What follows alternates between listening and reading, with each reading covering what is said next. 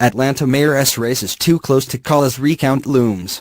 Atlanta. The race for mayor in Atlanta early Wednesday was too close to call, with one candidate declaring herself the city's new leader and the other vowing to request a recount. The margin was razor-thin, with just a few hundred votes separating Keisha Lance Bottoms and Mary Norwood. Bottoms spoke early Wednesday at an Atlanta hotel, saying near the end of her speech that, "I am just in awe of what God is able to do. I'm so honored to be your 60th mayor," she told her cheering supporters. But Norwood took the podium at her own rally and said that absentee ballots from military members were yet to figure in the totals, and that she believes that some ballots have yet to be tabulated. "We will be asking for a recount," Norwood said. Just 759 votes separated the candidates early Wednesday morning, Norwood told supporters. Bottoms led Norwood by a margin of less than 1%, which is the threshold where the second-place finisher can request a recount under state law. The contest between Bottoms, who is black, and Norwood, who is white, was seen as a test of the staying power of a long-dominant black political machine amid profound demographic and economic changes. Both women are Atlanta City Council members. Norwood, who calls herself an independent, and Keisha Lance Bottoms, the chosen successor of outgoing Mayor Qasim Reed.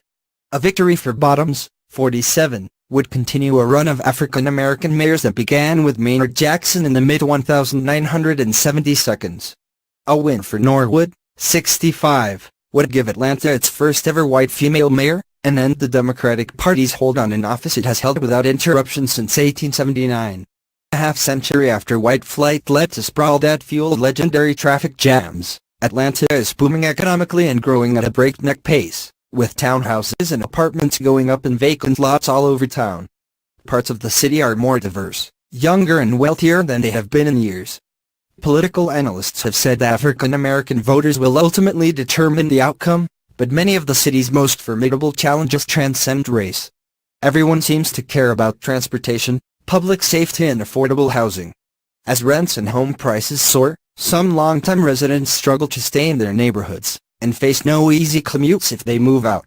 "We're behind the times in terms of having a modern transportation system compared to what you see in New York or Washington," said Kendra A. King-Moman, professor of politics at Oglethorpe University in Atlanta. "It impacts quality of life, because most of us don't know what we're going to run into when we head into the city," she said of Atlanta's notorious traffic jams. "That's a huge issue that we have to address.